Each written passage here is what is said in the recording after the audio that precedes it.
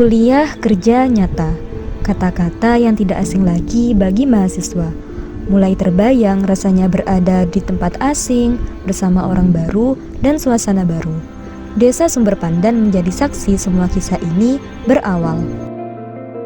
Secara administrasi, Desa Sumber Pandan terbagi menjadi 4 dusun yang terdiri dari 20 rukun tetangga dan 6 rukun warga. Saat ini, Desa Sumber Pandan memiliki 2055 jiwa yang terdiri dari 1019 laki-laki dan 1036 perempuan. Desa ini didominasi oleh lahan pertanian, sehingga mayoritas masyarakatnya bekerja sebagai petani. Desa Sumber Pandan memiliki fasilitas pendidikan yang sudah memadai, mulai dari jenjang PAUD hingga SMA. Dari segi kesehatan, Desa Sumber Pandan berhasil menurunkan angka stunting dari 14 orang menjadi 2 orang. Masyarakat setempat memiliki tradisi keagamaan rutinan berupa pengajian yang dilakukan seminggu sekali. Mulanya, kelompok KKN 90 melakukan penerjunan di kantor kecamatan Gerujukan. Pada awal penerjunan, kelompok KKN 90 mulai bertemu dengan perangkat desa untuk mendapatkan informasi terkait profil dari Desa Sumber Pandan. Selanjutnya, kelompok KKN 90 melakukan survei ke warga dan diperoleh informasi bahwa mayoritas petani mengalami keterbatasan pupuk subsidi yang dapat menghambat produksi pertanian. Ya, kalau pupuk itu memang saya kira keseluruhan memang pupuk itu kan sekarang dijatah oleh pemerintah. Ya kalau bisa kembali lagi seperti tahun-tahun sebelumnya. Jadi petani itu membeli pupuk di mana saja itu tidak sulit dan itu tidak dijatah. Nah, mungkin itu bisa mempermudah dan memperlancar untuk petani di Desa Sumber Pandan. Sebagai upaya untuk mengatasi permasalahan tersebut, kelompok KKN 90 melihat adanya potensi dari limbah budidaya jamur tiram yang dimiliki oleh Bapak Mufid. Budidaya jamur tiram ini menghasilkan limbah dari media tanam jamur yang disebut dengan backlog.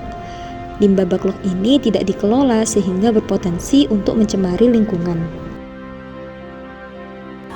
Kalau tidak ada yang mengambil itu ya, yang pertama dari lokasinya sini ya. Kalau ada yang mengambil kan berserakan nanti, makan tempat gitu. Yang kedua, eman juga sih. Aslinya kan bisa dibuat yang lain. Berhubung masih belum ada ilmunya, terus itu SDM-nya belum siap di sini. Tuh, ya terpaksa sudah dikirim ke PLTU itu. Kelompok KKN 90 akhirnya memiliki sebuah inovasi, yaitu mengolah limbah backlog menjadi pupuk organik. Inovasi ini kemudian didiskusikan dengan PPL Bondowoso, yaitu Ibu Reni. Menurut beliau, inovasi ini menarik dan belum ada masyarakat yang mengaplikasikannya. Selanjutnya, kelompok KKN 90 juga berkolaborasi dengan narasumber yang berkompeten dalam pembuatan pupuk backlog, yaitu Bapak Santoso selaku PPL Jember. Selama berjalannya program kerja, Ibu Dr. Gigi Dwi Ayu Mkes selaku DPL senantiasa membimbing dan mengarahkan setiap kegiatan yang dilakukan oleh kelompok KKN 90. Selanjutnya yaitu proses pembuatan pupuk dari limbah backlog. Tahap pertama yang dilakukan yaitu pengambilan limbah backlog. Limbah backlog yang sudah dikumpulkan kemudian dihancurkan dan dihaluskan. Setelah itu, backlog dijemur untuk memudahkan proses pencampuran EM4 dan molase. Proses selanjutnya yaitu membuat campuran larutan dari EM4, molase, serta air dengan perbandingan minimal 1:1. Larutan yang telah dibuat ini kemudian disemprotkan dan dicampurkan ke backlog hingga merata. Kemudian pupuk backlog dimasukkan dalam wadah kedap udara untuk proses fermentasi selama 14 hingga 21 hari. Setelah proses fermentasi selesai, kemudian dilakukan pengecekan pH sesuai dengan standar, yaitu 6,5 hingga 7. Selanjutnya, kelompok KKN 90 melakukan percobaan pada bibit tanaman di polybag. Terdapat 2 jenis tanaman yang digunakan, yaitu bibit cabai dan bibit tembakau. Setiap bibit diberi pupuk yang berbeda, mulai dari hanya tanah, hanya pupuk backlog, serta campuran pupuk backlog dan pupuk kandang.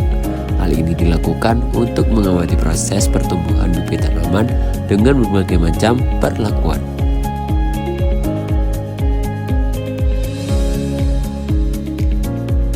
Selanjutnya, pupuk dikemas dengan ukuran 500 gram per bungkusnya. Berdasarkan uji coba yang telah dilakukan, didapatkan hasil yaitu menggunakan pupuk backlog dapat maksimal ketika dicampur dengan pupuk kandang agar nutrisi tanaman dapat terpenuhi dengan baik. Kelompok KKN 90 kemudian melakukan sosialisasi pengenalan pupuk backlog kepada petani desa Sumber Pandan.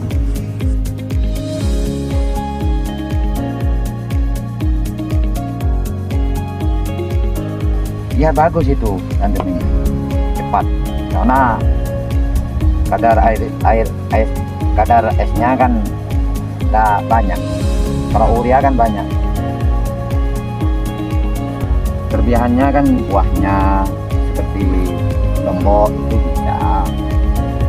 Ya ke tanah bagus, ke tanaman ya lebih bagus karena subur.